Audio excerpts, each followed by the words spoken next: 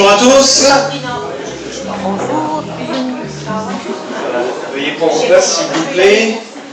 Notre culte va démarrer. Voilà, on se salue par un saint baiser fraternel que je vous envoie de loin pour tous ceux que je n'ai pas eu l'occasion de saluer. Si vous voulez bien, on va commencer par demander au Seigneur sa grâce pour ce temps particulier. Gabriel, si tu veux bien le faire pour chacun d'entre nous. Merci. Seigneur Jésus, aujourd'hui nous voulons t'élever.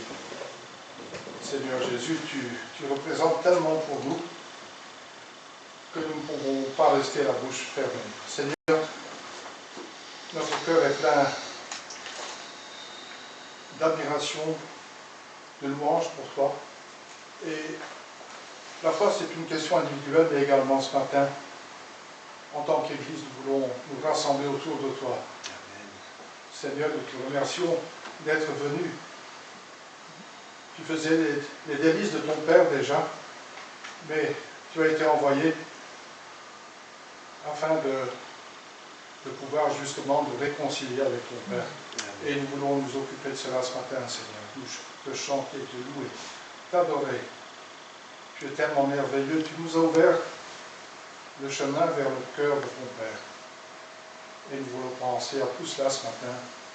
Nous voulons répondre à ton invitation de participer à ce repas ce matin. Seigneur, nous sommes invités. C'est merveilleux de savoir que nous pouvons nous approcher de toi, ne plus rester à distance. Seigneur Jésus, aide-nous à faire abstraction de notre vie quotidienne à l'extérieur de cette salle. Seigneur, toute la gloire te revient. Père, le Fils que tu as envoyé, ton Fils unique, est merveilleux. Et nous te remercions, Père, d'avoir envoyé au nom de Jésus ton Esprit qui nous habite désormais. À toi la gloire, Seigneur. Nous t'aimons, car tu nous as aimés le premier. Amen. Amen.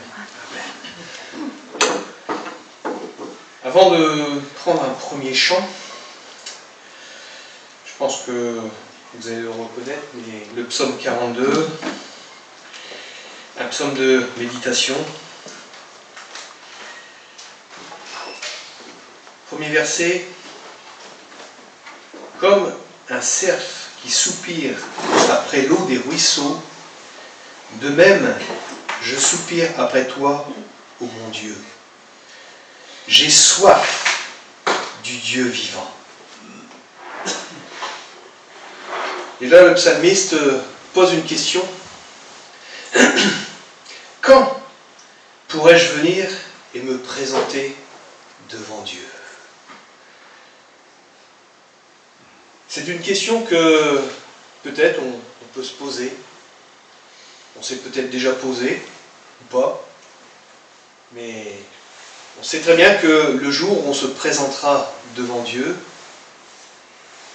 eh bien déjà, premièrement, il faut être prêt, mais surtout, il faut au préalable avoir fait la paix avec le Seigneur. Alors nous qui sommes enfants de Dieu, qui avons accepté Jésus-Christ comme Seigneur et Sauveur, la chose est réglée en Jésus-Christ. Il a payé le prix. Il a payé le prix de notre rédemption, mais avec ces quelques versets, on voit quand même que David, malgré sa connaissance de Dieu, il était toujours dans cette recherche d'approfondissement de son Dieu. Il soupirait, comme nous le dit ce premier verset, comme un cerf qui soupire après l'eau des ruisseaux. Alors pourquoi l'eau des ruisseaux? On sait très bien que l'eau c'est la vie, mais l'eau aussi désaltère, rafraîchit, lave. C'est un peu l'image de la parole qui doit encore ce matin nous rafraîchir, nous désaltérer. Et c'est pour cela aussi que nous allons partager tout à l'heure des paroles du Seigneur. Est-ce que j'ai soif ce matin du Dieu vivant et vrai? C'est une question que l'on va laisser en suspens, mais quand, Seigneur? Quand? Quand est-ce que je verrai ta face? Le Seigneur, sûrement peut-être de nous répondre ce matin, un jour, mais pas maintenant. Demain, après-demain, une semaine, un mois, un an, 10 ans, 20 ans, je ne sais pas. Dieu le sait. Parce que comme le disait David, mes jours étaient déjà tous inscrits devant toi, avant même que je ne sois conçu. Dieu est prescient, il sait déjà toutes choses. Notre part à nous, eh bien, c'est de rechercher et d'avoir soif du Dieu vivant et vrai. Alors, on va faire ce matin une deuxième chose, c'est chanter la gloire de Dieu. Amen. Amen. Le premier chant que j'ai choisi, c'est un chant que l'on n'a pas chanté beaucoup. Je réveillerai l'aurore. Est-ce que vous vous en souvenez? Oui, qui? C'est bon? Essaye. Voilà, donc je vous invite à vous lever pour avoir la cage thoracique bien développée, pour pouvoir donner de tout votre cœur et commencer à chanter ce premier cœur. Un accord, 2-3 notes de musique, c'est parti. Je réveillerai l'aurore pour célébrer tes bontés. Apporterai au Seigneur le fruit de tes lèvres. Près de toi je suis tranquille, je chanterai tes louanges. Formé à fidélité que tu déploies sur moi, je veux te louer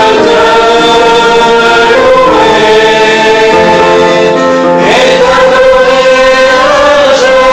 te louer, t'aimer de plus en plus. Je veux te louer et t'adorer à jamais. Je veux te louer, Seigneur.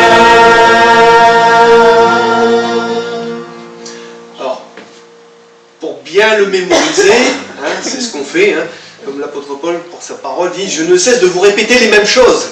Non pas que vous êtes sourds, mais c'est surtout pour que ça s'assimile bien, Il faut que ça s'assimile très bien dans notre esprit. Alors on va le reprendre une deuxième fois, mais aussi que nous puissions réaliser les paroles, t'adorer à jamais. Près de toi, je suis tranquille. Comme je disais dimanche dernier pendant la méditation, pas toujours facile, mais le Seigneur, comme s'il faisait une petite poussette, il disait, n'oublie pas que je suis là, je suis avec toi. Amen. C'est reparti.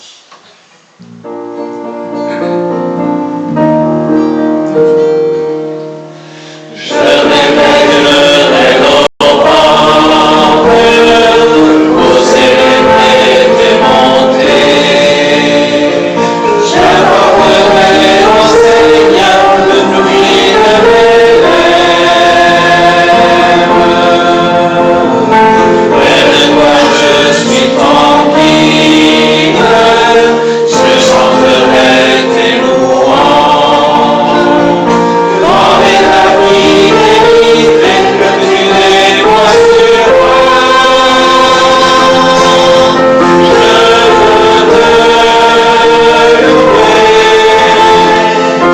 et t'adorer à jamais. Je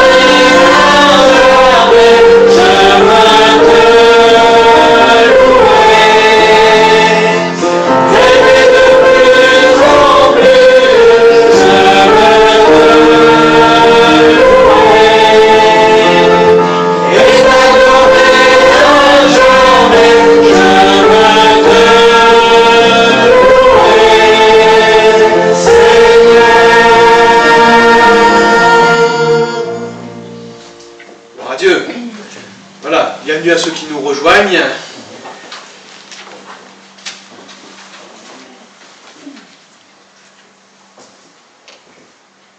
continue un peu la lecture de ce chapitre 42 des psaumes.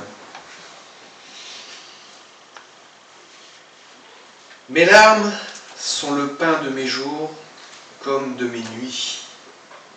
Sans cesse, on me répète, ton Dieu, où est-il donc?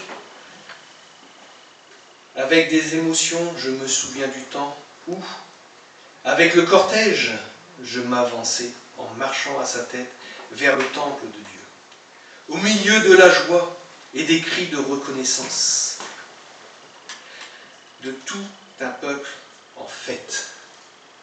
La montée du peuple de Dieu vers le temple du Seigneur se faisait avec des cris de joie, de la reconnaissance. Ce matin, je pense que si nous sommes montés en ce lieu, on devrait, et je pense que le Seigneur voudrait voir au fond de ton cœur de la reconnaissance. Parce que durant toute cette semaine, eh bien, il a été avec toi. Même si tu ne l'as pas forcément perçu. Mais il ne faut pas oublier que la parole de Dieu est vérité. Même si nous sommes en difficulté, même si nous sommes dans des choses parfois très difficiles, la parole de Dieu me dit, je suis avec toi tous les jours. Tous les jours. Ne m'oublie pas. Donc, en montant à la maison de Dieu, apporte ces difficultés, laisse-les et réjouis-toi avec le peuple de Dieu. Réjouis-toi avec les enfants de Dieu pour glorifier son Saint nom. Tout un peuple en fête vers le temple de Dieu. Nous sommes en marche ce matin encore par la foi parce que nous voulons progresser dans cette communion, dans cette relation. Non seulement avec les uns et les autres, parce que le Seigneur est venu rétablir une relation les uns avec les autres, mais aussi une relation verticale entre l'Église et son Dieu. Amen. Alors, on va chanter un deuxième petit chœur qui nous dit « Louange et gloire à son nom ». La louange, tout simplement parce qu'il en est digne. Et la gloire, eh bien, c'est celle qu'il a manifestée et c'est celle qui lui revient. Il nous est donc normal de donner gloire à son nom. Amen. On le fait ensemble. Alléluia.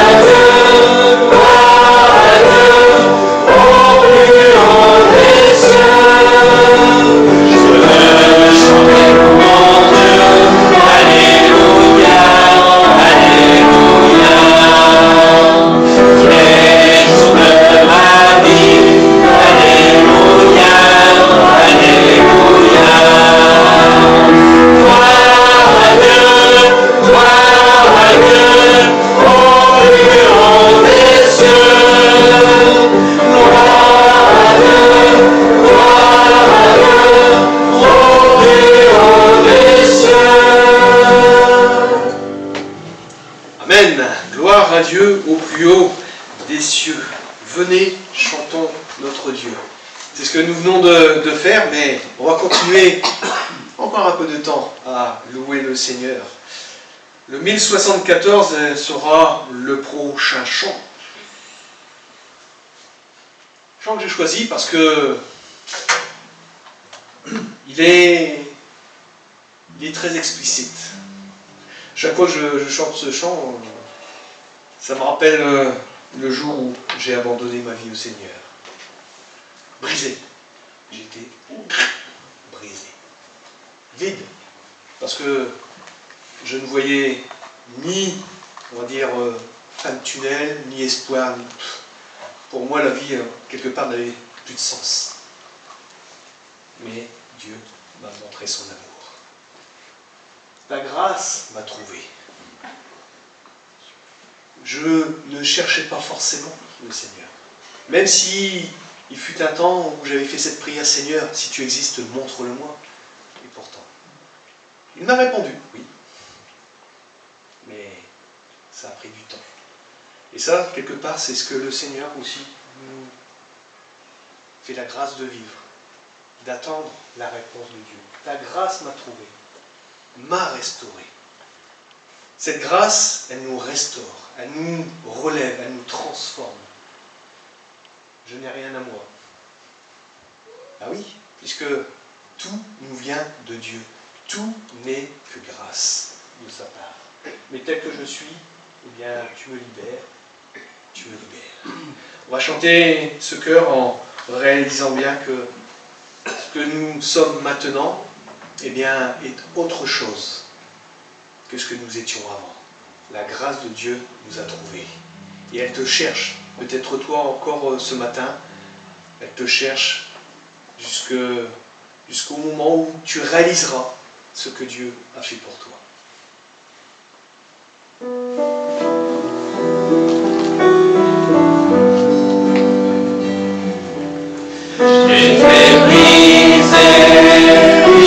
Sans espoir, ta grâce m'a trouvé, m'a restauré. Je n'ai rien à moi, mais tel que je suis, tu me libères, tu me libères.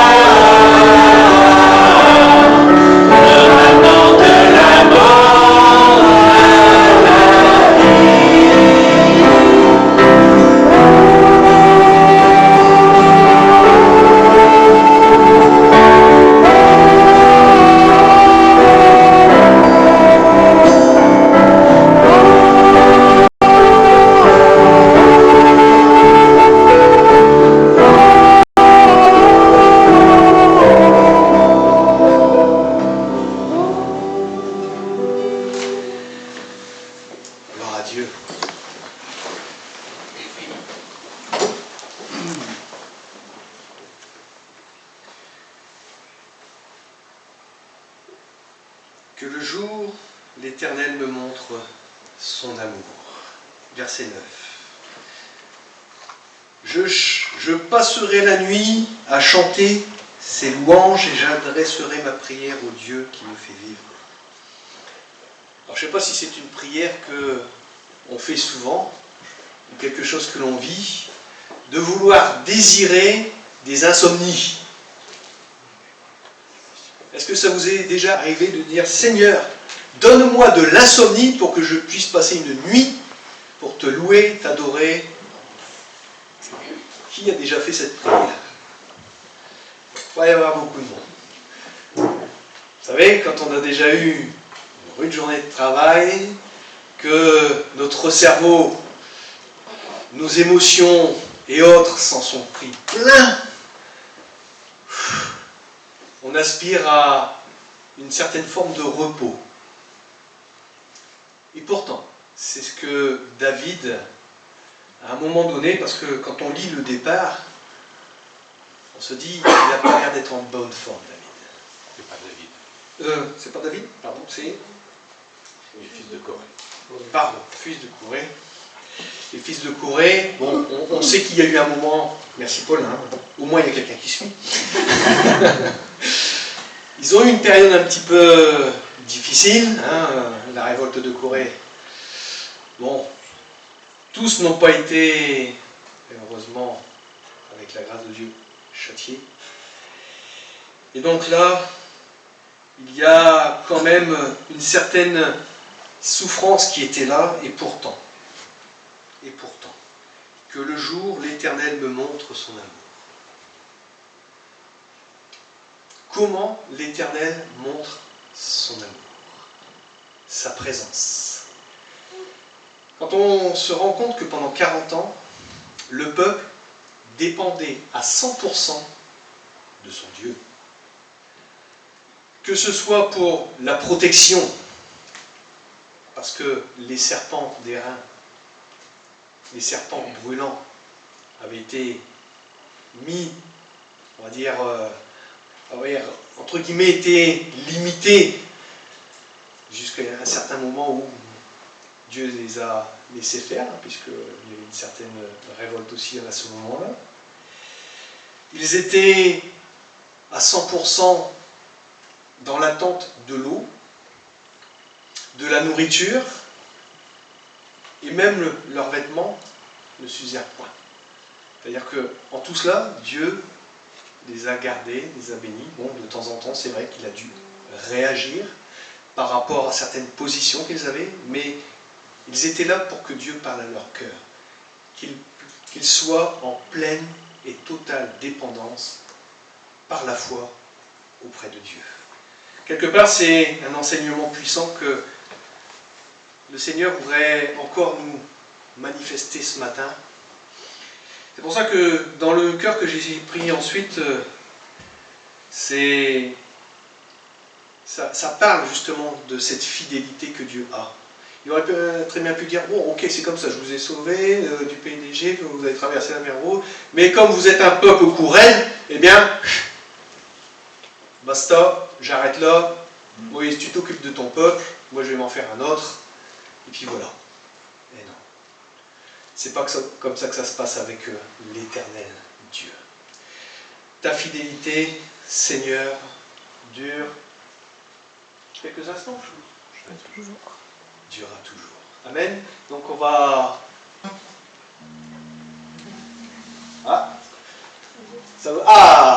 merci la technique.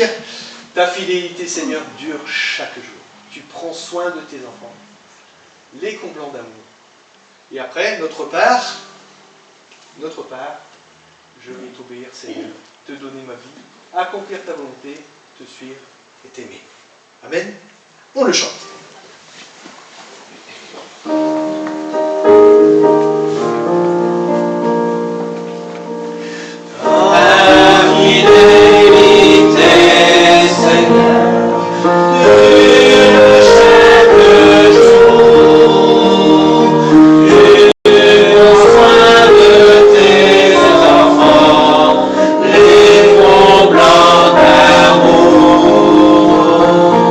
Je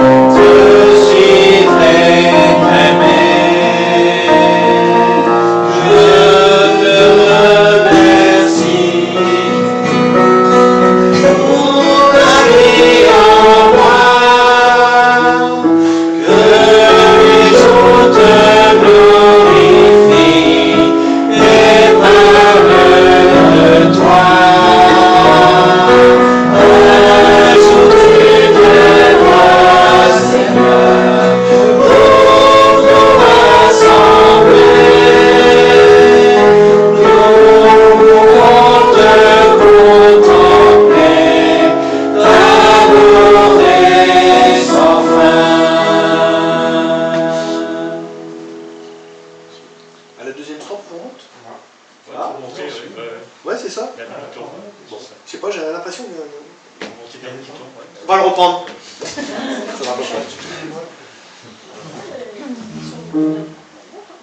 C'est bon? On le reprend.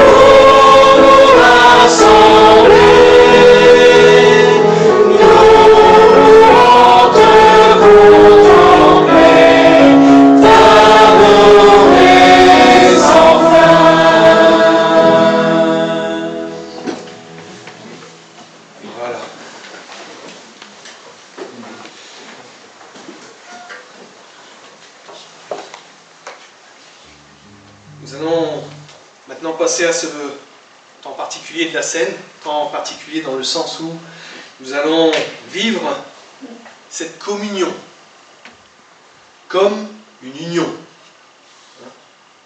J'ai séparé le mot en deux. Est-ce que vous êtes heureux de prendre cette communion? Est-ce que l'on réalise, et ça, c'est ce que on peut aussi, jour après jour, quand on prend la scène, se rappeler que c'est une grâce imméritée, immense. Il n'y a pas de mot assez fort, de savoir que le Fils de Dieu nous invite, ce matin, le Fils de Dieu t'invite à partager le pain, le vin.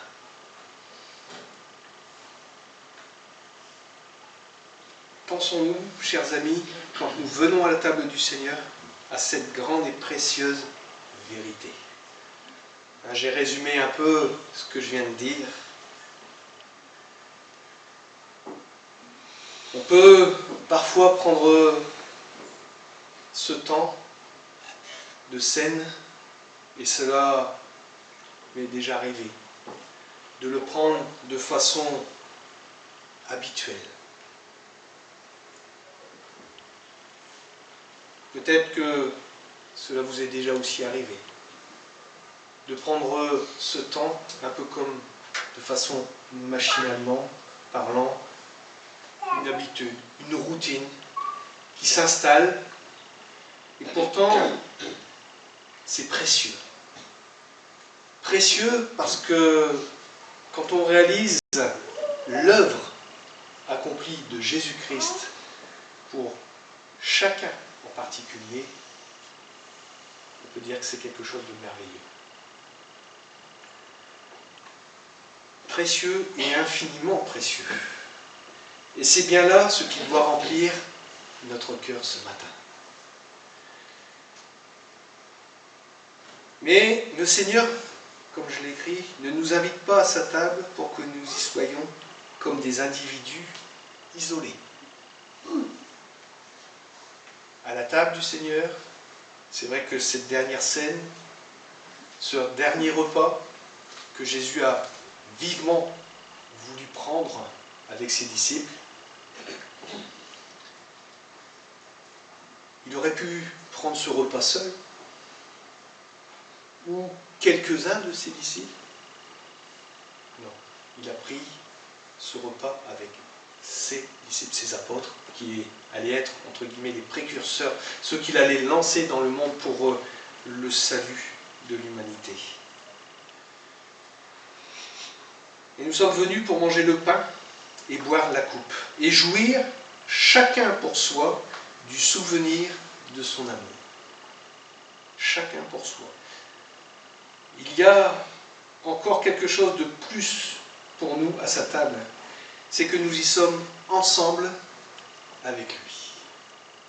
Nous y sommes ensemble, comme nous serons ensemble dans les lieux célestes, à sa table.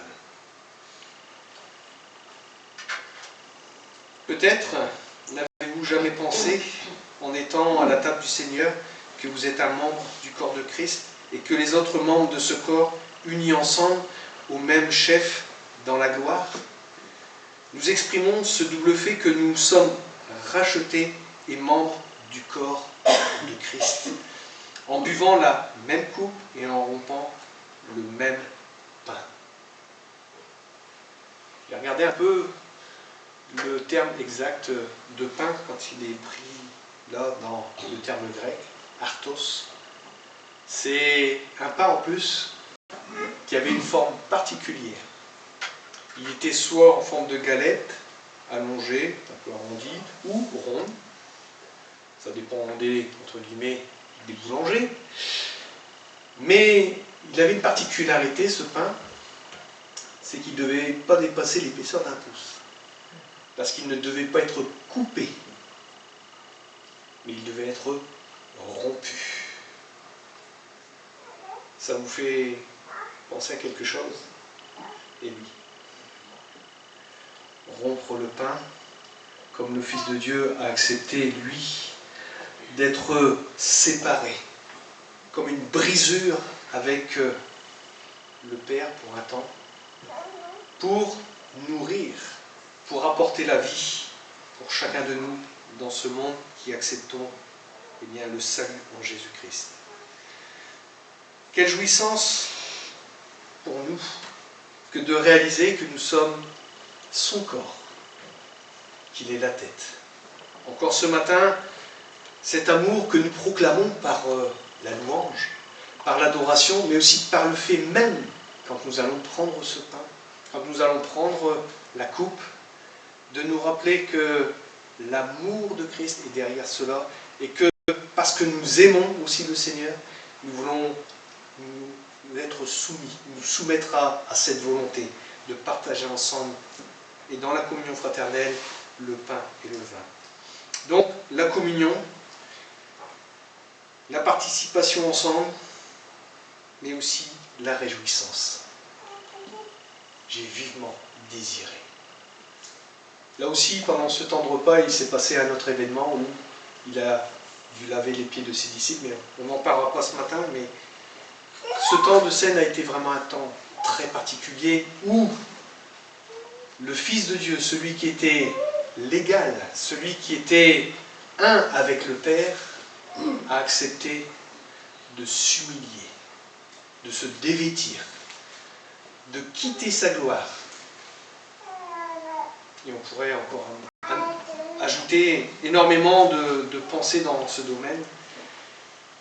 Mais maintenant, ici-bas sur terre, sachant que nous ne sommes pas isolés, nous ne sommes pas seuls. L'Église forme un corps. Il n'y a pas que Petite Sainte, il y a aussi l'Église universelle, de par la surface de la terre que le Seigneur eh bien, ajoute, construit, fortifie, édifie au quotidien. Donc, rassemblés autour de l'agneau divin, nous adorerons et nous louerons. Et c'est ce que nous faisons dès à présent. Nous anticipons un peu ce temps de noces, là où nous serons réunis auprès du Seigneur quand nous partagerons ce repas merveilleux. Un repas que on ne peut même pas imaginer. Et pourtant, le Seigneur nous donne déjà de voir que quand nous sommes les uns avec les autres, eh bien, nous pouvons nous réjouir de ce que l'un et l'autre, nous serons dans la gloire avec le Seigneur à cause de son salut, parce qu'il nous a aimés. Amen.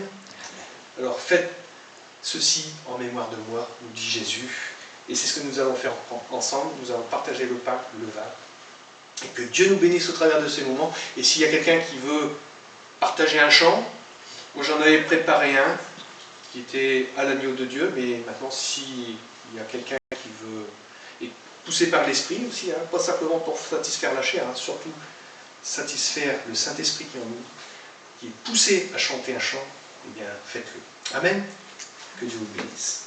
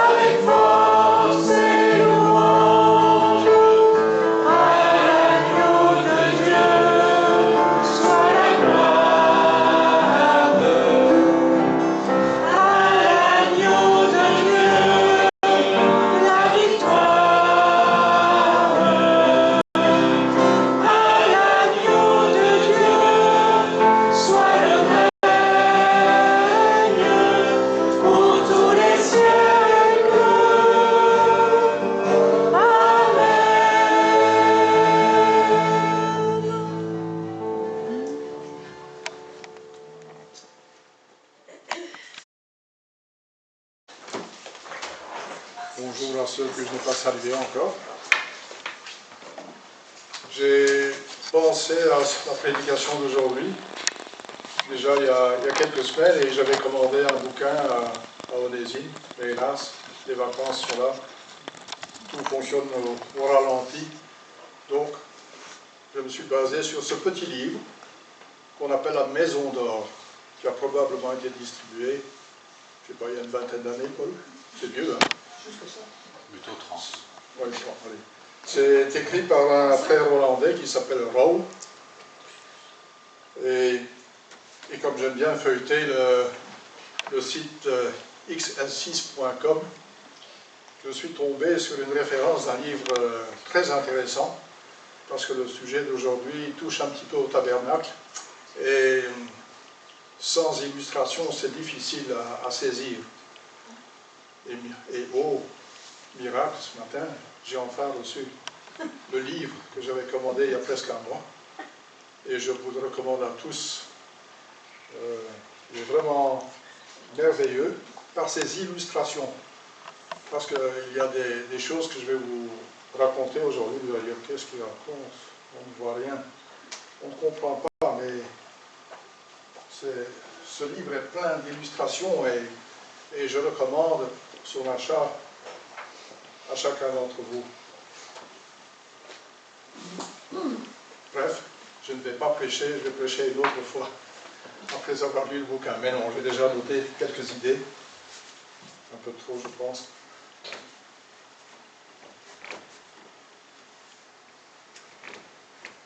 Voilà, nous sommes en chemin dans l'Évangile selon Luc, et je vais être très court, je vais en lire 2 versets. Vous vous souvenez que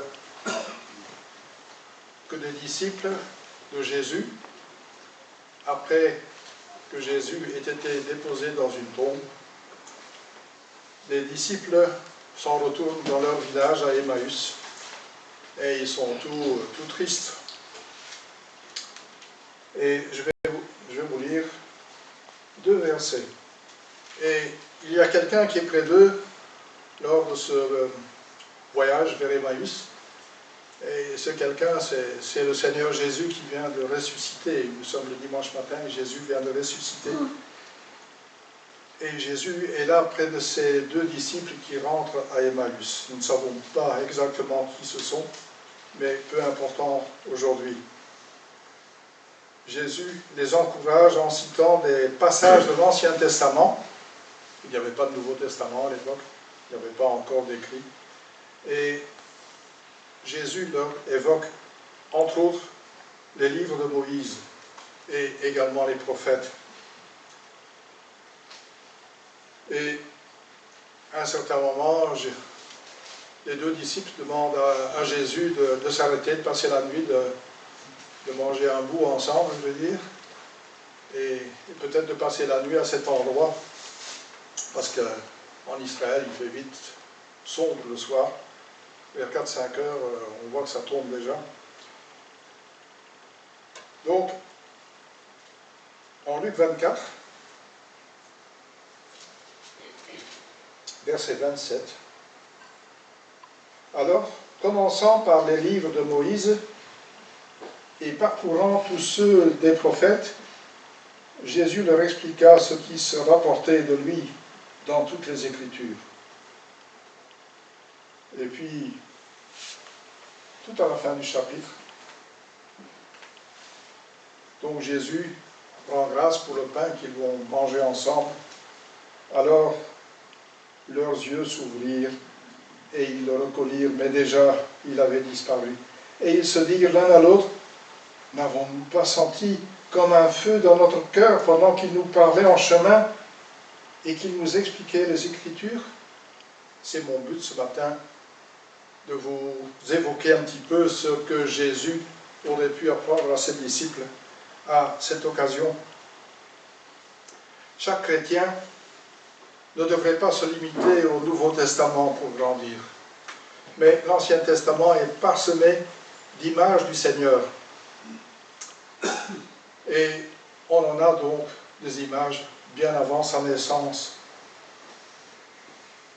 ou en tout cas bien avant son incarnation. Lire l'Ancien Testament avec le Nouveau Testament à côté, c'est enrichissant. Ça facilite grandement les choses. Et il y a même un livre qui s'appelle « La lecture de l'Ancien Testament à la lumière du Nouveau Testament ». Il y a une lettre qui a été envoyée et adressée à des Juifs messianiques. Et nous avons une copie de cette lettre. Je parle de l'Épître aux Hébreux. Et l'étude de cette lettre devrait nous donner envie de mettre l'une à côté de l'autre l'Ancienne Alliance, enfin ce qui est appelé l'Ancienne Alliance, et la Nouvelle. Cet épître fait l'éloge de la Nouvelle Alliance, à croire que cette Ancienne Alliance était dépassée. Quand nous prenons la scène, nous nous rappelons souvent que désormais nous sommes au bénéfice de la Nouvelle Alliance qui a été inaugurée quand Jésus a prononcé ces paroles. Tout est accompli. À ce moment précis, le voile du temple s'est déchiré de haut en bas. Vous trouvez ces références en Matthieu 27 à partir du verset 51. À ce moment-là, comme je vous dis, le voile du temple à Jérusalem s'est déchiré de haut en bas. C'est inhabituel qu'un tissu se déchire dans ce sens-là. D'après l'historien Joseph Flavius, ce voile était solide pourtant, parce qu'il était épais de 10 cm. Donc c'était un voile qui était costaud. Et comme je vous dis, ce n'est pas par hasard que ce tissu s'est déchiré. C'est Dieu qui l'a déchiré. Et en même temps, comme lors de l'inauguration de la Nouvelle Alliance, il y a eu des tremblements de terre. J'ai toujours trouvé ça bizarre, mais si vous lisez l'installation de l'Ancienne Alliance, vous avez vu que sur la montagne sur laquelle Moïse est allé, il y avait des tremblements, il y avait des éclairs. On parle, lors de l'inauguration de l'Ancienne Alliance, d'effusion de sang. Donc il y a un animal qui a été sacrifié et ce sang a été répandu sur le peuple. Donc, au moment de la Nouvelle Alliance, nous pouvons dire qu'il y a également eu effusion de sang, le sang de Jésus, mais un peu plus tôt évidemment. vous pouvez retrouver des versets qui retracent ces faits en Hébreux 9, versets 18, 19 et 20. Quand vous lisez l'Ancien Testament, vous voyez qu'il se termine par les écrits d'un prophète qu'on appelle Malachie. Mais l'Ancienne Alliance ne se termine pas à la fin de l'Ancien Testament. L'Ancienne Alliance se termine avec le prophète qu'on appelle Jean-Baptiste. Et Jean-Baptiste a vu Jésus de son vivant. Il a même dit de lui, l'agneau de Dieu qui enlève le péché du monde. Jésus est ce qu'on appelle, il est le médiateur de la nouvelle alliance. Et il est actuellement notre représentant au ciel même. Il est notre souverain sacrificateur auprès du Père dans le ciel. Jésus est le personnage clé pour nous, pour notre foi. Et il doit occuper le centre de notre vie, la vie de chaque chrétien. Sinon, on risque de dévier. Et on a entendu ce matin dans un des cantiques qu'il est important de connaître Jésus de mieux en mieux pour l'aimer toujours plus.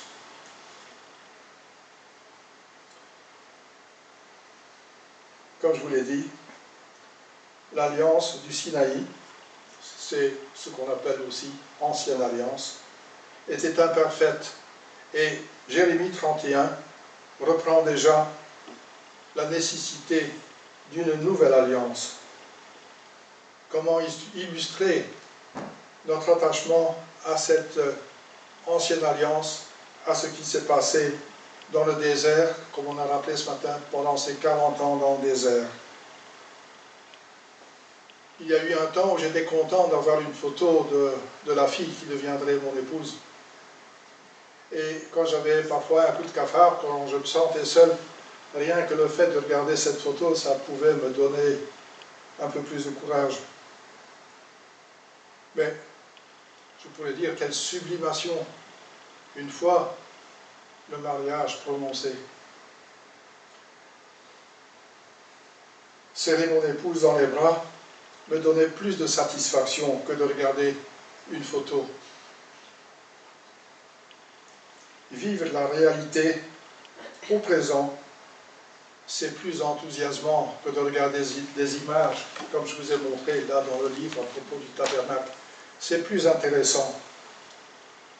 Et aujourd'hui, afin de pouvoir mieux apprécier la nouvelle alliance, il est utile d'étudier le tabernacle et les nombreuses images du Seigneur Jésus qu'on y retrouve. Il y a plein de renvois au Nouveau Testament.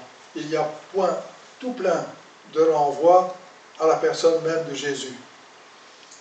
C'est ce qu'on appelle la typologie. Il est bien sûr important de ne pas appliquer les recommandations, les rites et les usages associés au tabernacle dans notre vie chrétienne. Il ne faut pas prendre tout ce qui est écrit dans le service au tabernacle pour notre vie actuelle. Aujourd'hui, comme je vous ai dit, nous vivons dans la réalité.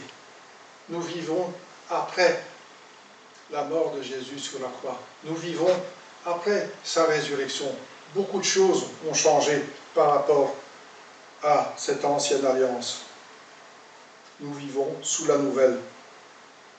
Cette nouvelle alliance, vous le savez, elle procure le salut par la foi en Jésus, car il a donné sa vie à Golgotha pour beaucoup d'hommes.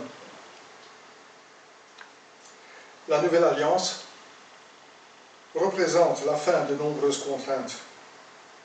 Ainsi, celui qui ne respectait pas les commandements devait offrir un ou des sacrifices pour apaiser la colère de Dieu.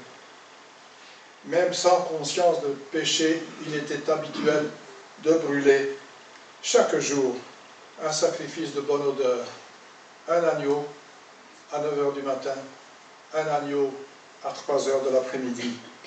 Et ce sacrifice d'un agneau presque entier sauf la peau, symbolisait donc un sacrifice de bonne odeur. Nous ne comprenons pas pourquoi Dieu le Père contemplait ce sacrifice de bonne odeur.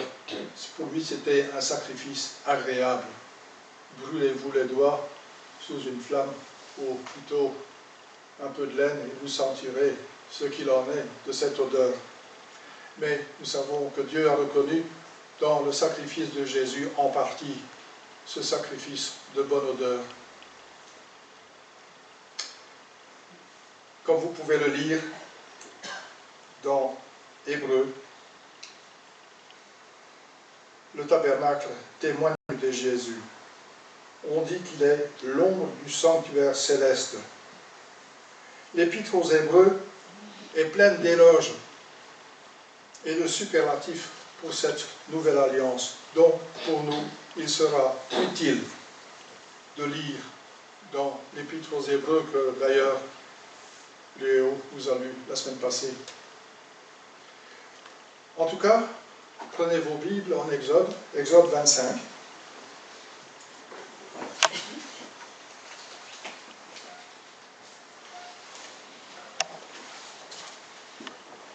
Pour ceux qui veulent aller plus loin dans l'inauguration de l'Ancienne Alliance, vous pouvez lire en Exode 19, versets 5 et 6.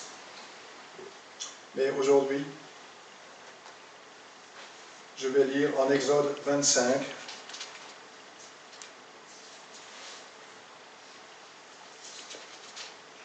à partir du verset 1er. Donc, Exode 25, verset 1. L'Éternel parla à Moïse en ces termes. « Invite les Israélites à me faire des offrandes prélevées sur leurs biens. Vous accepterez de tout homme qui la donnera de bon cœur l'offrande qu'il me fera. Voici ce que vous accepterez en guise d'offrande.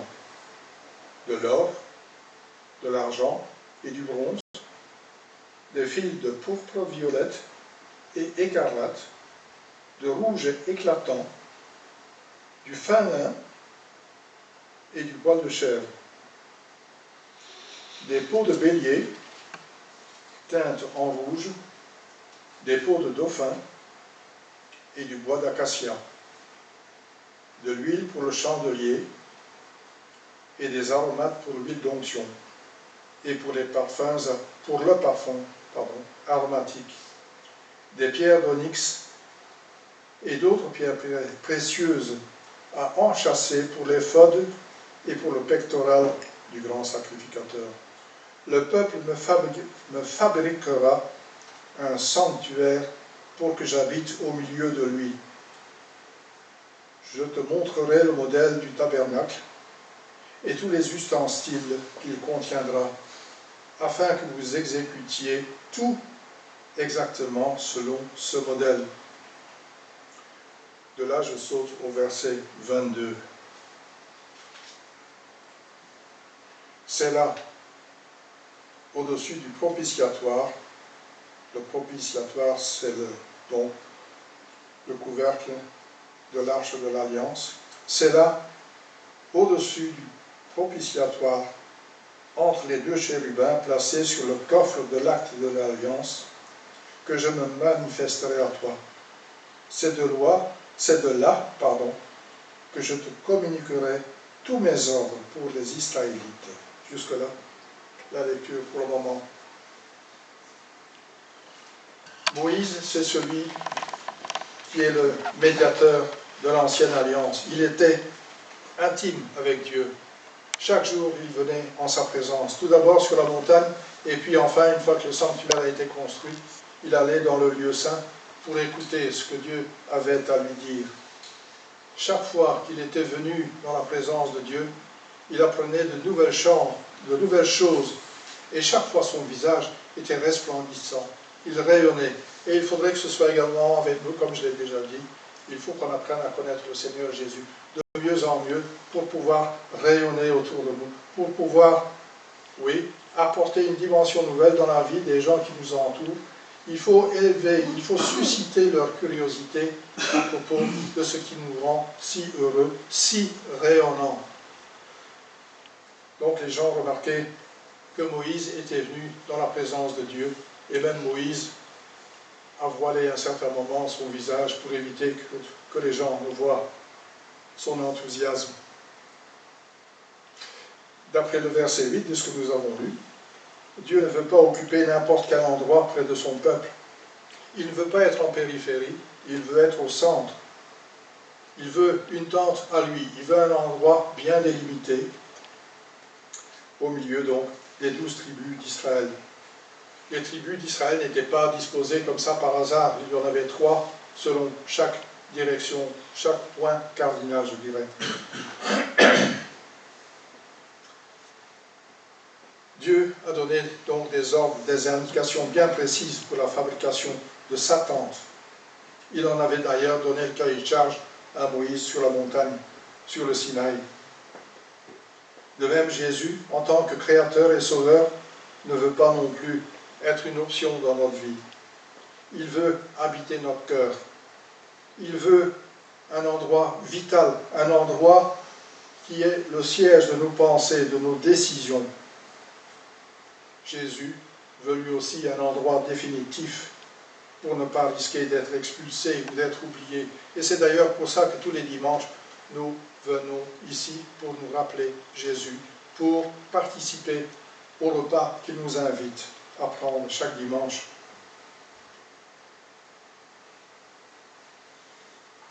Jésus donc veut être dans notre cœur.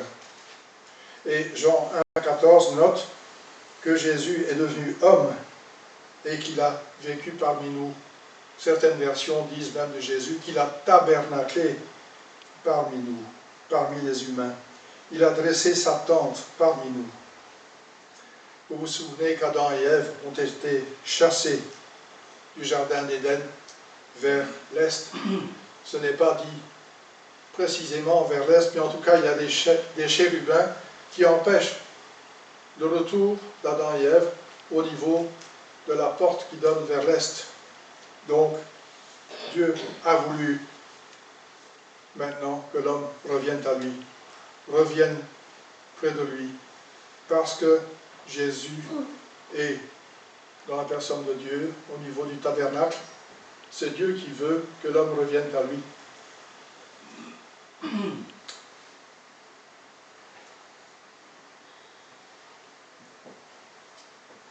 Pour être accessible, il est bien d'occuper une position centrale entre les tribus, les 12 tribus.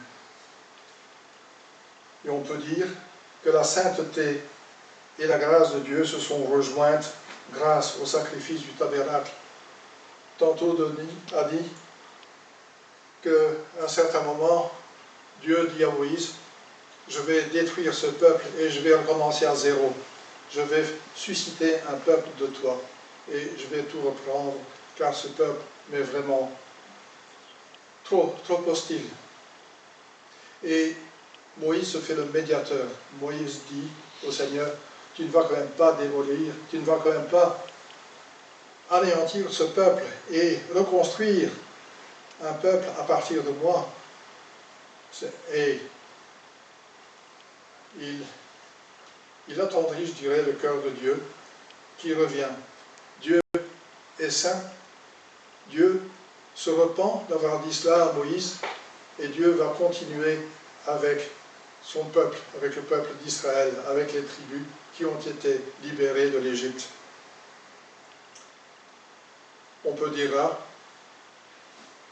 qu'il y a la sainteté de Dieu et en même temps la grâce de Dieu. Et c'est d'ailleurs à ce moment-là que Moïse va demander à Dieu de se révéler à lui, de se montrer, parce que là, Moïse ne comprend plus rien. Un Dieu saint et un Dieu qui accorde sa grâce au peuple. On peut dire que Moïse a parfaitement accompli sa mission. Et là aussi, Moïse s'est ressenti encouragé quand il a vu Dieu, qui, malgré tout, lui a caché les yeux quand il était dans ce rocher dont on a parlé également la semaine passée.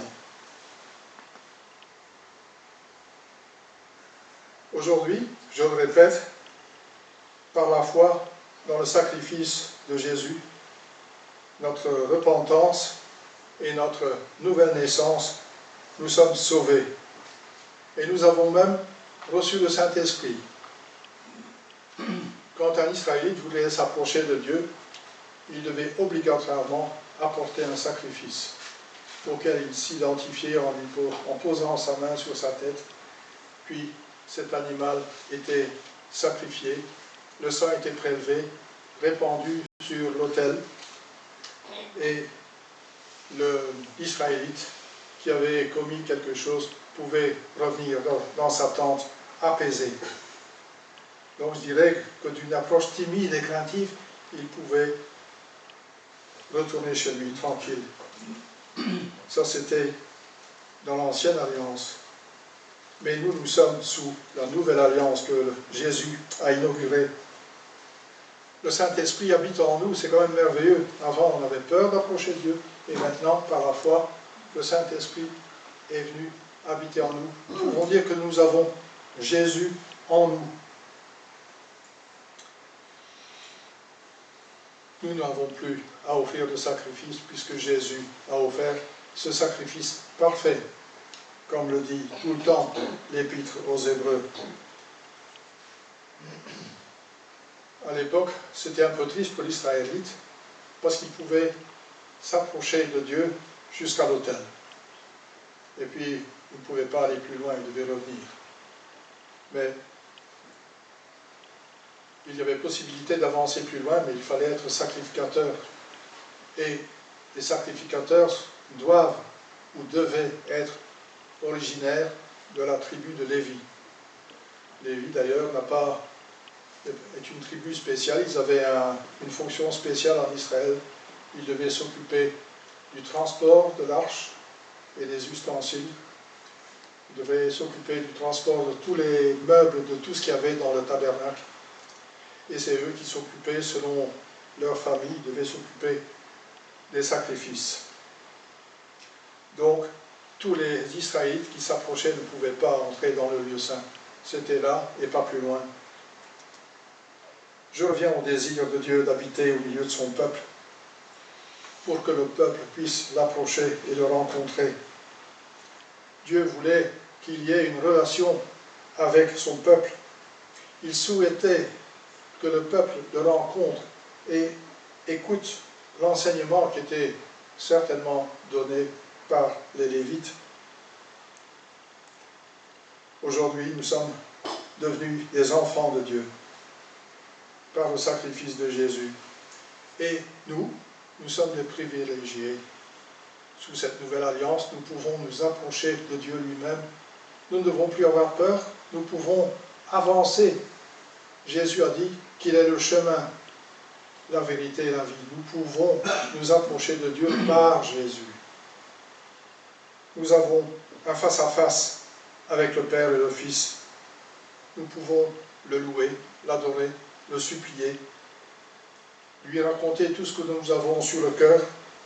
Il est là, il veut qu'on lui parle. Il souhaite qu'on lui demande de l'aide. Il est prêt à nous aider, mais il aime qu'on lui demande d'abord. On lui partage notre vie, comme j'ai dit. Dieu nous parle au travers de la Bible. Et il est important de toujours replacer les versets qui nous interpellent dans leur contexte. C'est important.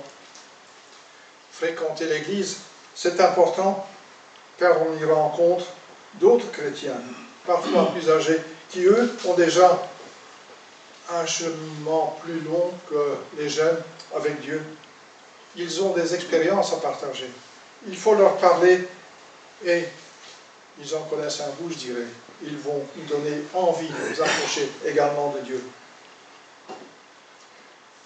Comme j'ai dit, lors de l'inauguration de l'Ancienne Alliance, le peuple s'est écrié plusieurs fois « Nous ferons tout ce que l'Éternel a dit ». Ils l'ont dit 2 ou 3 fois. Dieu enseigne que sa sainteté est incompatible avec le péché. Si les exigences de Dieu ne sont pas satisfaites, il dit qu'il va juger le pécheur. C'est par l'anticipation du sacrifice parfait de Jésus que Dieu peut accorder sa grâce aux pécheurs qui apportaient à ce moment-là des sacrifices selon les normes du Lévitique. Mais ça, c'est un autre sujet difficile également, qui serait intéressant un jour d'ouvrir, d'évoquer, afin que nous puissions comprendre ce que Dieu a réellement vu dans le sacrifice de son Fils.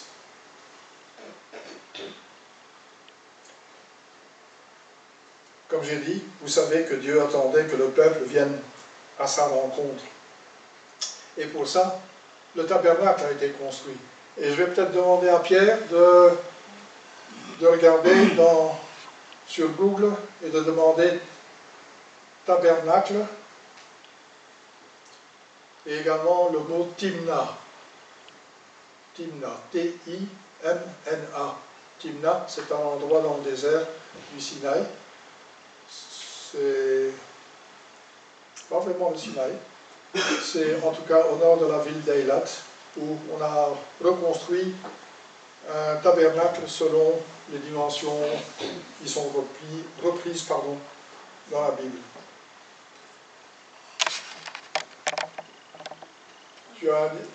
En plus de Timna, tu devrais indiquer Parc Tabernacle. Je pense que là, tu vas y arriver. Donc, tu pouvais cliquer là. Ouais. Donc, ça vous donne une vague idée de cette plante qui a été construite dans le désert. Mais j'ai à peine feuilleté un peu ce livre et c'est ici qu'il faut être pour bien comprendre certaines choses.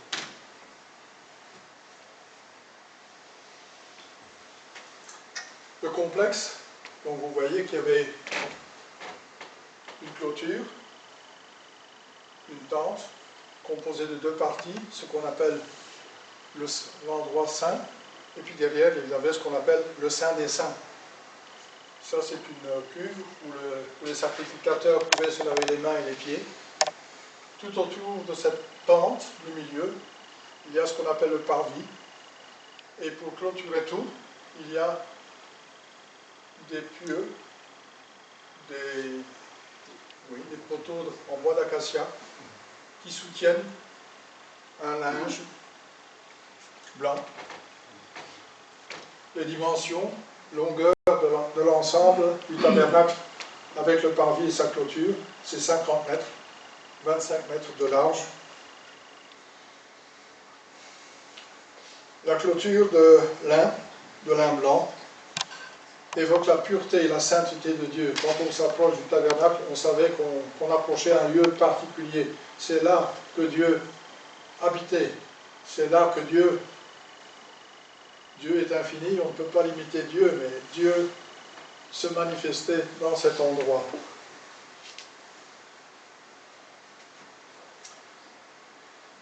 Apocalypse 19, verset 8, dans la deuxième partie, il est dit que le lin blanc représente aussi les actions justes de ceux qui appartiennent à Dieu. Et pour ça, je vous reporterai éventuellement à l'épître de Jacques, où il est dit qu'en plus de la foi, nous faisons des choses pour le Seigneur, non pour mériter quelque chose, mais parce que nous avons obtenu quelque chose. L'enceinte qui entourait l'ensemble, comme je vous dis, était haute de 2,50 m. Ce fameux bois d'acacia, c'était le seul bois qu'on trouvait à cet endroit-là du désert. C'est un bois très dur, très résistant aux outils des menuisiers. On se servait de ce bois également pour les rouages des moulins, pour moudre donc la farine. Donc il fallait quelque chose de très solide. Mais en tout cas, ce bois peut nous rappeler que nous-mêmes, nous prenions un peu de haut avant notre conversion. Nous étions un peu sur un petit piédestal duquel il a été difficile de descendre et nous avons dû avouer que Dieu était le maître de notre vie. Quand nous avons compris ça, nous sommes descendus de ce piédestal nous avons pu être travaillés. Quand vous regardez les arbres d'acacia, ils sont rarement droits. Il faut trouver un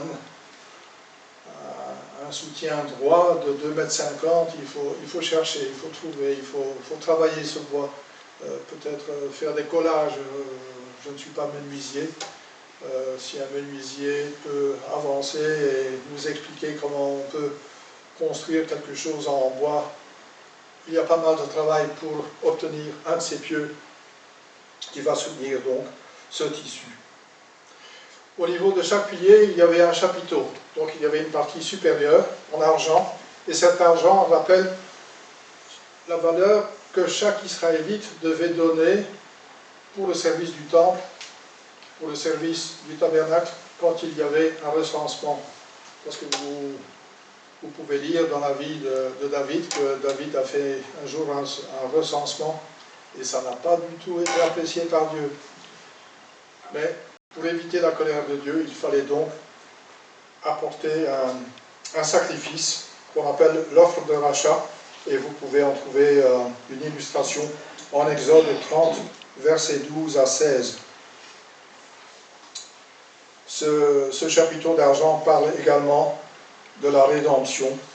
Il témoigne de notre réconciliation avec Dieu. Et la base de chaque pilier, de chaque piquet en bois d'acacia, reposait sur un socle en airain. L'airain, c'est un alliage de cuivre et d'étain qu'on appelle aussi bronze. Donc, je vais peut-être dire bronze et airain, vous savez que c'est la même chose.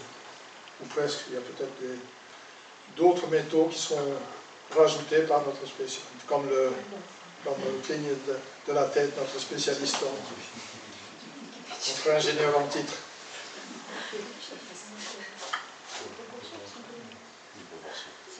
Nous avons besoin de toi, sœur Célia. C'est juste les proportions qui sont faites. L'airain, c'est le bronze qui sert à faire les cloches. Donc je suis une cloche. J'ai encore pas mal de choses à apprendre. Et plus sonore. Et plus... Ok. Merci Paul. Donc la base de chaque pilier rappelle à nous les chrétiens que nous reposons sur la justice de Dieu, sur la justice obtenue par Jésus à la croix. Donc il n'y a plus de condamnation pour ceux qui sont en Jésus. Entre les piliers, il y avait au niveau du chapiteau en argent, il y avait des crochets, et entre ces crochets, il y avait une tringle en argent qui soutenait donc ce fameux tissu de clôture. Comme j'ai dit, c'est un rectangle de 50 sur 25, mais du côté est, il y avait une ouverture de 10 mètres. Et cette ouverture était recouverte d'un rideau facile à trouver, puisqu'il n'y avait qu'une seule entrée. Donc celui qui voulait entrer, il faisait le tour et il finissait par y arriver. Elle était colorée, elle était facile à reconnaître, et cette porte, on ne pouvait pas la rater. C'était un rideau, donc si quelqu'un s'approchait avec un agneau ou un autre animal, il pouvait l'écarter facilement et s'insérer donc dans le parvis autour de la tente, qui se trouve donc au centre du complexe qu'on appelle tabernacle, mais je vous en dirai tout de suite un peu plus.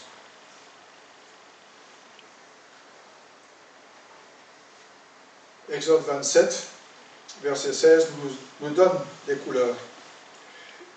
On l'a lu également en Exode 25, ce qu'il fallait comme tissu, il fallait du lin blanc, rotor, comme ils disent. Il fallait de la pourpre violette, qui est en fait bleutée et qui rappelle le ciel. Il y avait de la pourpre rouge, qui rappelle donc, le bleu rappelle le ciel. Le pourpre rappelle la royauté. Le rouge écarlate parle d'expiation. Et le blanc, c'est la pureté. La pureté, c'est l'image de Christ.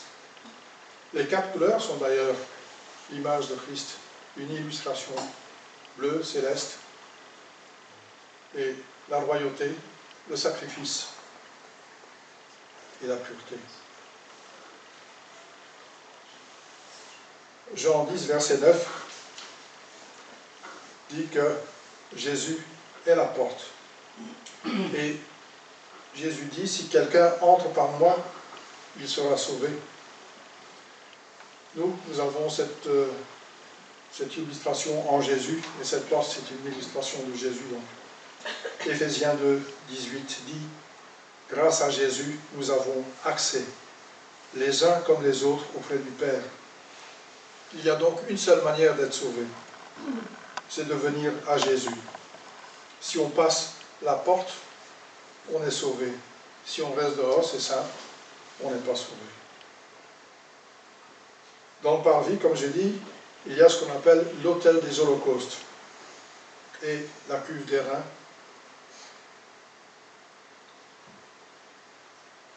Cet autel, comme vous pouvez le supposer, il était en continuité avec la porte d'entrée orientée vers l'est. C'était un grand carré de 2,50 m, une pièce de 2,50 m, je dirais, 1,50 m de hauteur, avec une grille centrale pour y déposer donc les animaux offerts pour le sacrifice. Qu'est-ce qu'on apportait comme sacrifice alors à cet endroit-là? Les holocaustes, donc les sacrifices de bonne odeur, les sacrifices de farine, les sacrifices de communion, mais tout ce qui était en rapport avec le péché devait en grande partie être brûlé à l'extérieur. C'est pour ça d'ailleurs que Jésus a été sacrifié hors des murs de la ville.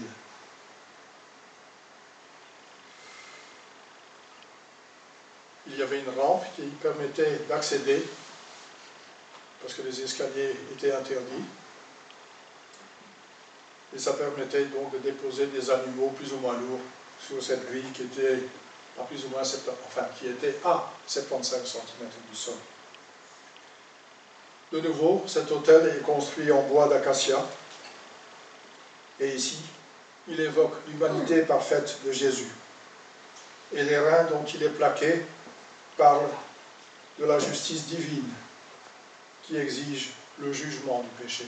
Nous pouvons dire que cet autel est le point de rencontre de Dieu et de l'Israélite qui venait jusqu'à lui. Cet autel peut être comparé à la croix où Jésus a donné sa vie, a donné son sang. Comme je l'ai dit, entre l'autel et l'entrée du lieu saint, il y avait une cuve remplie d'eau qui permettait donc aux sacrificateurs de se laver les mains et les pieds. Il faut savoir que dans le désert, il fait chaud, on transpire, on a du sable sur les pieds, on a du sable sur les mains. Le sacrificateur, il avait certainement du sang sur les mains. Il devait se laver avant de pouvoir retourner vers un autre Israélite avec un nouveau sacrifice. Mais il pouvait également entrer dans le lieu saint en tant que sacrificateur. Comme je l'ai dit, nous sommes nommés des sacrificateurs. À nous, chrétiens, est attribué un rôle de sacrificateur. Nous pourrions ou bien retourner vers le peuple d'où nous venons, et nous pouvons déjà entrer dans ce qu'on appelle le lieu saint. Apocalypse 1, versets 5 et 6 disent que les chrétiens sont des sacrificateurs.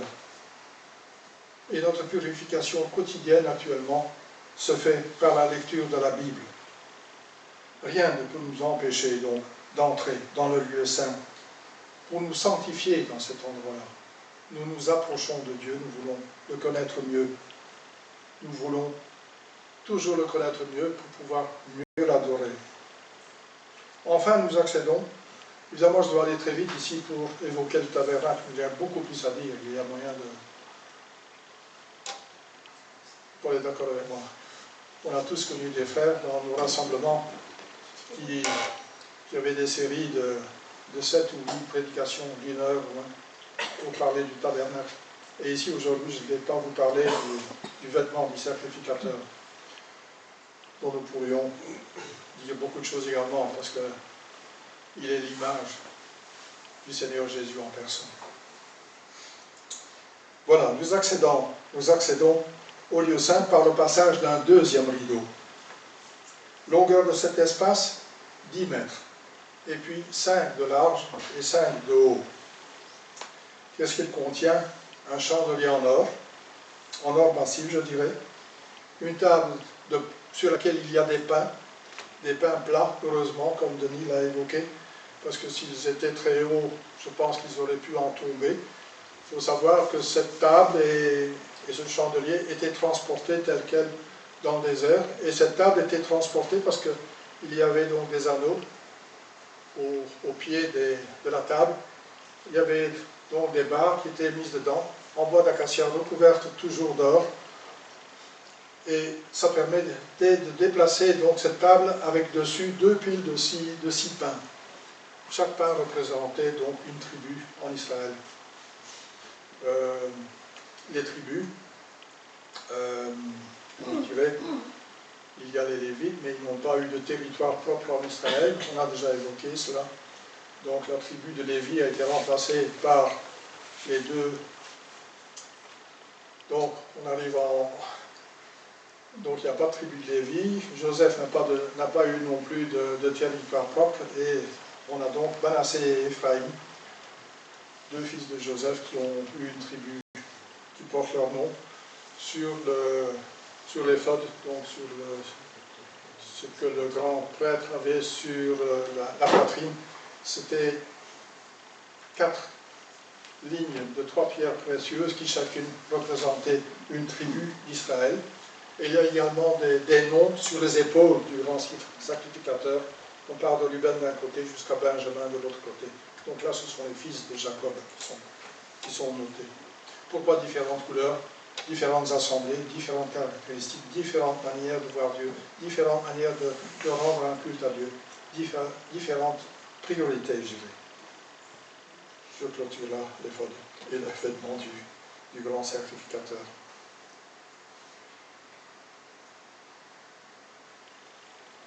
Donc, il y a beaucoup d'or dans ce compartiment, je dirais, le lieu saint, et l'or évoque la divinité. Et on pourrait dire que donc il y avait de nouveau des caissons en bois d'acacia qui étaient, eux, recouverts d'or. Et l'or évoque notre position en Christ.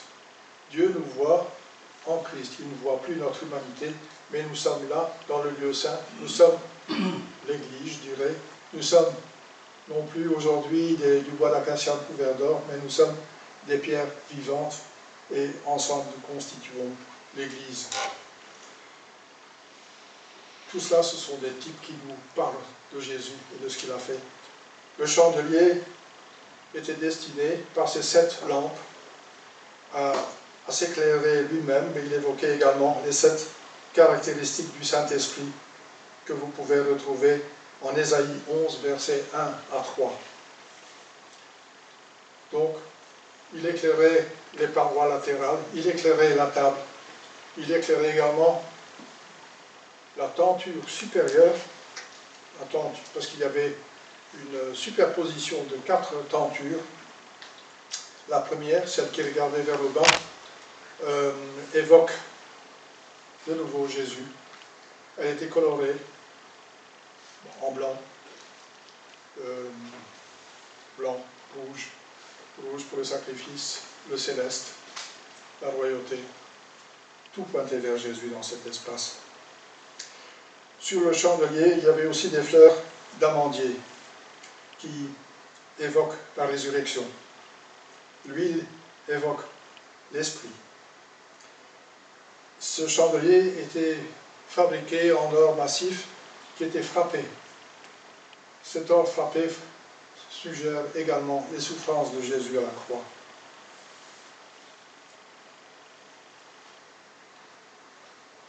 Nous, en tant qu'enfants de Dieu, nous pouvons dire que nous sommes passés des ténèbres à la lumière grâce à Jésus.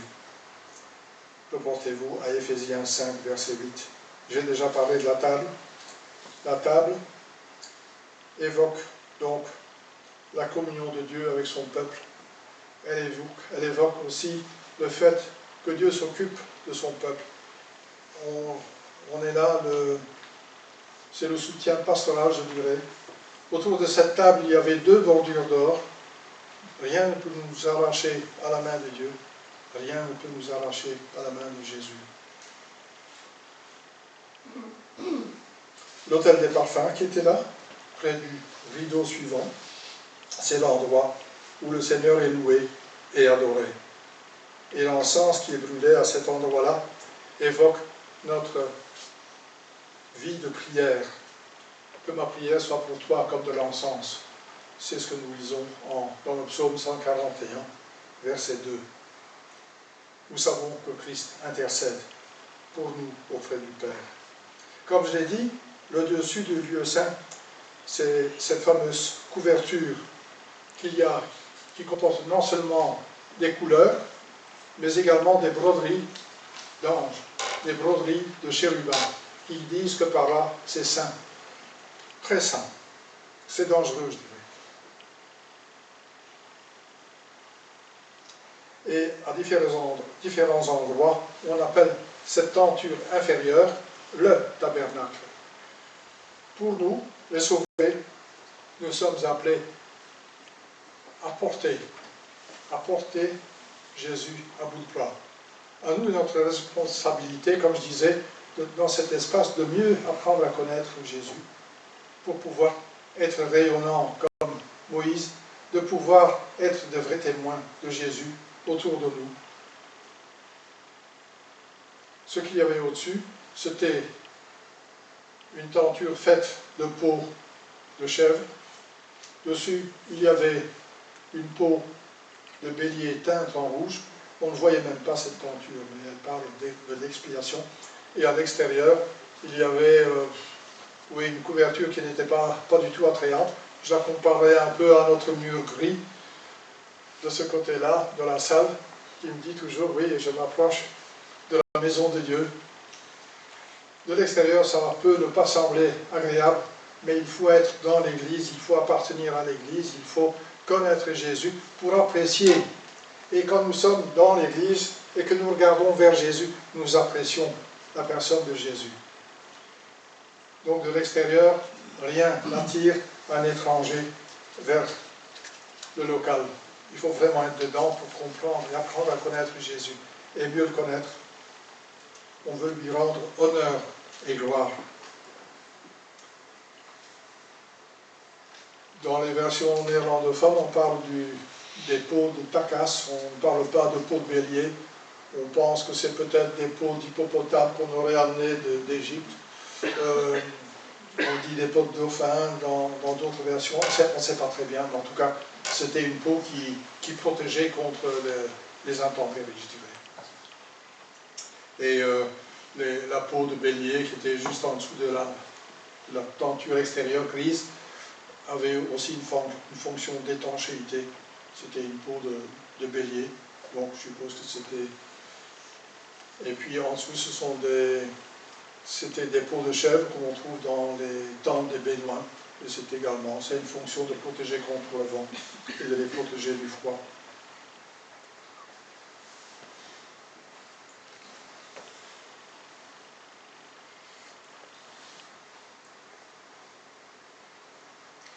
L'étude du tabernacle que j'ai commencé ici n'est pas destinée à évangéliser les gens qui ne sont pas croyants. Comme je vous ai dit, ce n'est pas attrayant, il faut être à l'intérieur. Mais c'est presque fini, Philippe, c'est presque fini. Donne-moi encore quelques minutes.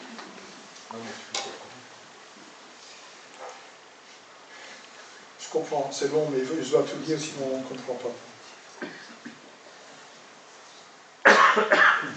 Donc, comme je vous ai dit, Jésus le chemin, la vérité, la vie, dans cet espace, on apprend à mieux le connaître. Jésus est beau. On dit toujours que Jésus n'attirait pas.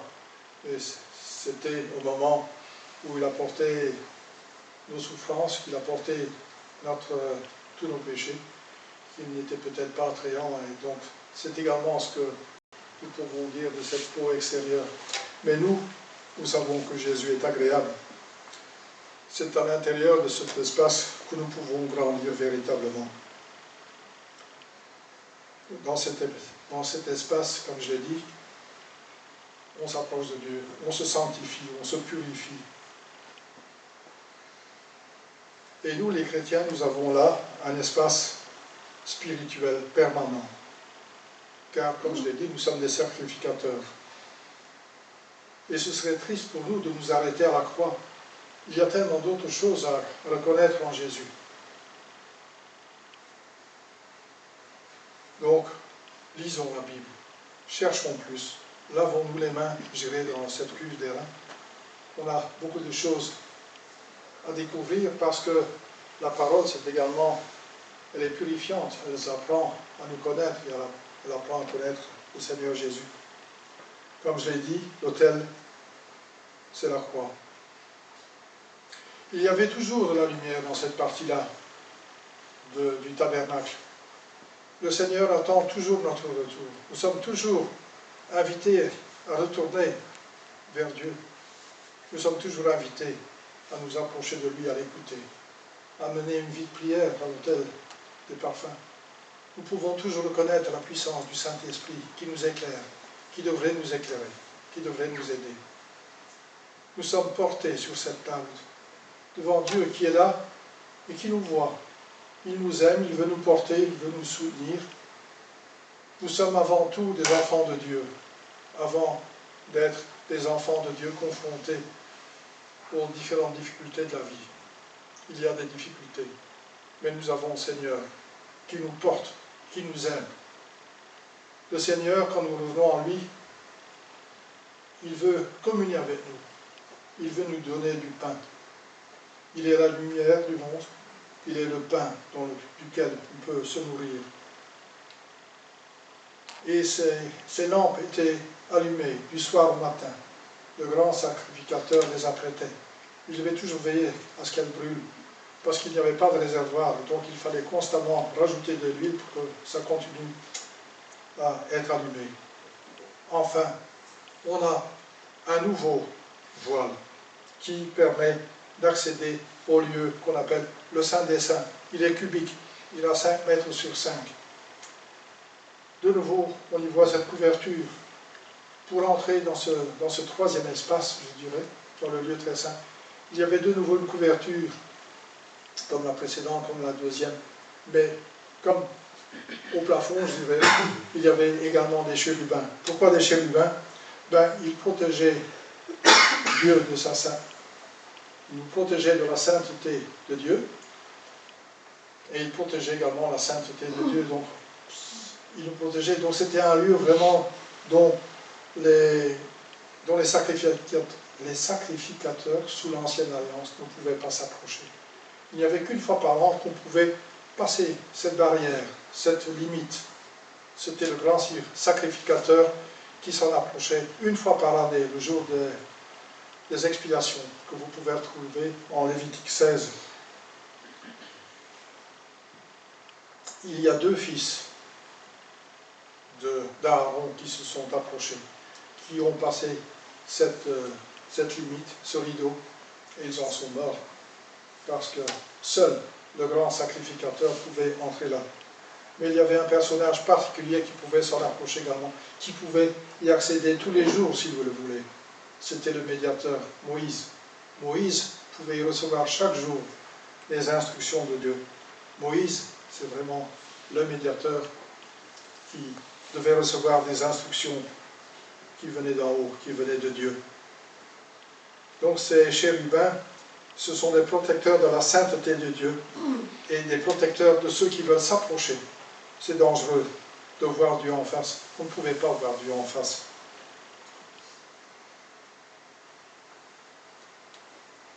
Un seul meuble dans cet espace, c'est l'Arche de l'Alliance. Une boîte d'1,25 m de long, 75 cm de hauteur. Pour ceux qui cherchent vraiment d'autres types dans le tabernacle, la hauteur de la grille de l'autel des reins, donc l'autel à l'extérieur, est aussi haute qu'est la table des pains de proposition et aussi haute qu'est le couvercle, le propitiatoire. Donc Jésus, à part son sacrifice, apportait un sacrifice qui pouvait correspondre aux exigences de Dieu, là, au-dessus de l'Arche de l'Alliance.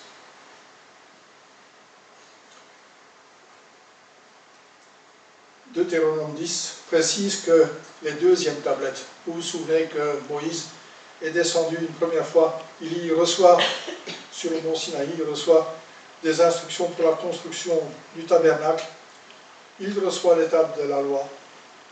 Le peuple, après 40 jours, s'inquiète déjà. Moïse voit le peuple danser autour du veau d'or et il comprend qu'il a là en ses mains la loi de Dieu. Et là, comme je vous ai dit, la loi de Dieu n'est pas compatible avec le péché. Et plutôt que de voir le peuple détruit par Dieu, il casse, il laisse tomber les tables de la loi. En Deutéronome 10, nous voyons que Moïse reçoit une nouvelle copie des tables de la loi. Mais entre-temps, il y a eu construction de l'arche et immédiatement arrivé près du tabernacle avec les tablettes, les deuxièmes tablettes, il les dépose et il met un couvercle pour qu'on ne soit plus confronté directement avec les exigences de Dieu, la sainteté de Dieu. Il y avait donc, comme je vous dis, sur cette caisse qu'on appelle l'Arche de l'Alliance, un couvercle en or massif avec 2 chérubins, 2 anges d'ordre supérieur, avec les ailes déployées et qui regardent justement l'endroit où on devait apporter une fois par an le sacrifice. Et d'où également Dieu donnait les instructions à Moïse.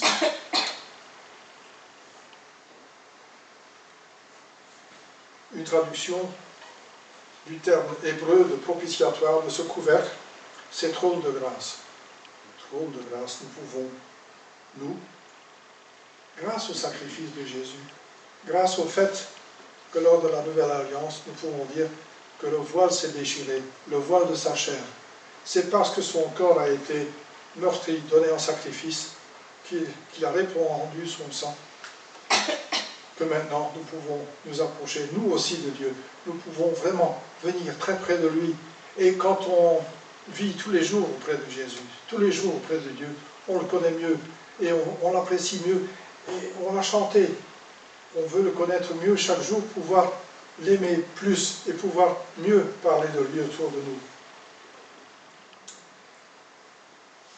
De nouveau, le bois fait de cette arche de l'Alliance représente l'humanité parfaite de Christ. Et l'or, comme je vous dis, c'est sa gloire divine.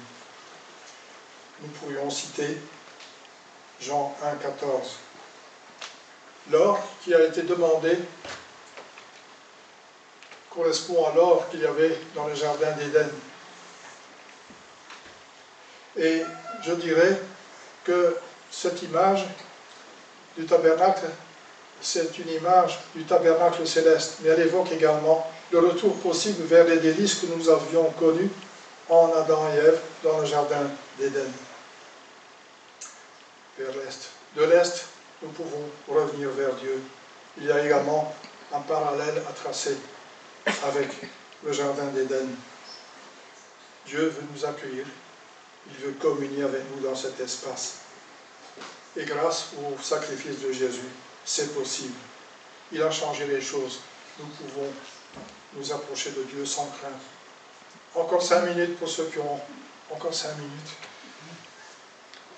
Donc, depuis que Jésus s'est écrié, tout est accompli, et qu'il a offert son sacrifice, plus besoin d'offrir d'autres sacrifices.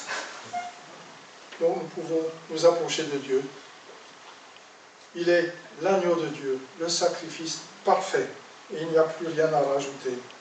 Et vous savez que pour vous approcher de Dieu, pour que je puisse m'approcher de Dieu, je dois passer par Jésus, qui a donné sa vie pour moi. Il m'a aimé, il t'a aimé, il nous a aimés, il nous voit ensemble, nous sommes son Église, et nous devons passer la page du tabernacle. C'est du passé. Maintenant, nous pouvons vivre chaque jour sous les yeux de Jésus. Je dirais encore, ce dernier espace, le lieu saint, n'avait pas de lumière, mais Dieu remplissait cet espace de sa gloire et il l'éclairait par sa gloire. Je vais terminer là, très courtement. Seigneur Jésus, merci de t'être montré déjà dans l'Ancien Testament par des images. Seigneur Jésus, merci pour la Bible que nous pouvons tenir en main. Seigneur Jésus, nous voulons nous approcher de toi, nous voulons communier avec ton Père qui est devenu notre Père. Avec toi, nous voulons l'appeler Abba. Seigneur, veuille bénir cette semaine. Seigneur, donne une nouvelle dimension à notre foi. Seigneur, nous voulons te rassembler. Oui, Seigneur, bénis notre semaine et prépare-nous à t'apporter des sacrifices de louange dès la semaine prochaine. À toi la gloire, Seigneur. Amen. Amen. Excusez-moi.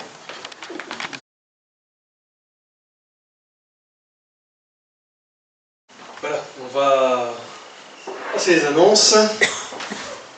Donc pour cette semaine, comme à notre habitude, la bonne habitude, nous nous réunissons le jeudi soir à 20h pour ce temps de prière. Donc, tout le monde est le bienvenu. Dimanche prochain, culte particulier, venez un petit peu avant, vous aurez le temps de prendre un café. Café culte. Ensuite, alors, à nos agendas, nous aurons prochainement donc une après-midi spéciale de prière, vendredi 9 septembre de 14h à 18h. Venez selon votre créneau, selon vos disponibilités, vos possibilités, et puis nous allons prier pour cette rentrée de l'Église, mais aussi pour nos jeunes et tout ça, donc voilà. Ensuite, samedi, donc CA. Ceux qui se reconnaîtront bien seront là. Et le dimanche 11 septembre, eh oui, nous aussi on fait notre rentrée, non pas scolaire, mais une rentrée un peu particulière où bien sûr il y aura un culte, ensuite ça sera suivi par des grillades et un temps d'information à partir de 14h30. Donc vous êtes tous conviés à être présents. Grilladons ensemble, mais surtout communion ensemble. Amen. Les infos sur les divers réseaux qui sont affichés, vous les voyez, vous les notez, vous les visitez. Parce que je vois qui passe sur les réseaux. Bon, sur ce, il me semble que j'avais simplement un chant pour se séparer. Ah non, c'est pas... Cette parole que le Seigneur nous a donnée, que le Saint-Esprit a inspirée, parce que ce ne sont pas la parole d'homme, mais le Saint-Esprit a inspiré cette parole. Alors, comme c'est une parole qui vient de Dieu, eh bien c'est une lumière pour chacun de nous, qui nous fait connaître le cœur de Dieu. J'aime ta parole, Seigneur. On se lève, on se sépare et on se dit à la semaine prochaine, dans la grâce de Dieu.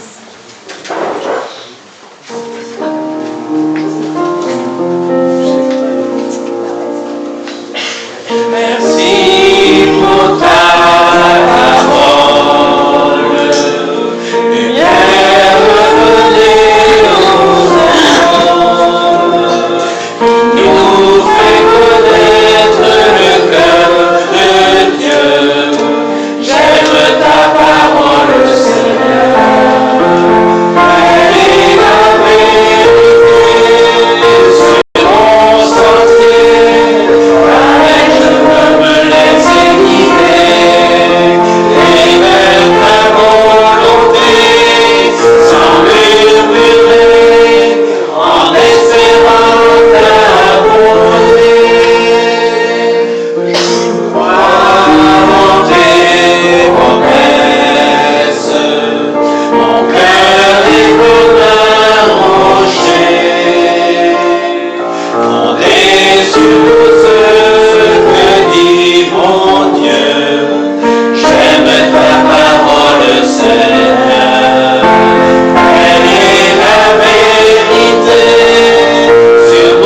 sentier.